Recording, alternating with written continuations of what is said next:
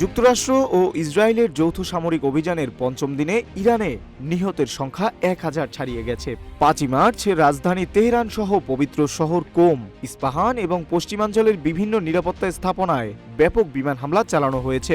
জবাবে ইরান মধ্যপ্রাচ্য জুড়ে মার্কিন ও ইসরায়েলি লক্ষ্যবস্তুতে বড় ধরনের পাল্টা আক্রমণ শুরু করেছে। ভবিষ্যৎ হোক নিরাপদ, বিনিয়োগ হোক বিশ্বস্ত, আর আমার পছন্দ সল্ট বে। ওয়েলকাম টু সল্ট বে। ইরানি সংবাদ মাধ্যম তাসনিম জানিয়েছে, ইসরায়েলি হামলায় সামরিক স্থাপনার পাশাপাশি বহু আবাসিক ভবনও ক্ষতিগ্রস্ত হয়েছে। ইসরায়েল দাবি করেছে, তারা মূলত ইরানের প্রভাবশালী বাহিনী ইসলামী বিপ্লবী গার্ড কর্পসের অধীন আধা সামরিক সংগঠন বাসিজ এবং অভ্যন্তরীণ নিরাপত্তা কমান্ডের স্থাপনাগুলোকে লক্ষ্য করে হামলা চালিয়েছে। 28 ফেব্রুয়ারি থেকে শুরু হওয়া এই অভিযানে এখন পর্যন্ত 1045 জন নিহত হয়েছেন বলে তেহরান নিশ্চিত করেছে। আল জাজিরার প্রতিবেদনে বলা হয়েছে, আহতের সংখ্যা 6000 ছাড়িয়েছে, যাদের মধ্যে অন্তত 300 শিশু ও কিশোর রয়েছে।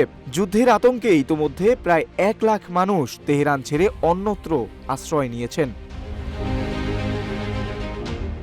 এদিকে ইরান তাদের পাল্টা সামরিক অভিযান ট্রু প্রমিস 4 অব্যাহত রেখেছে।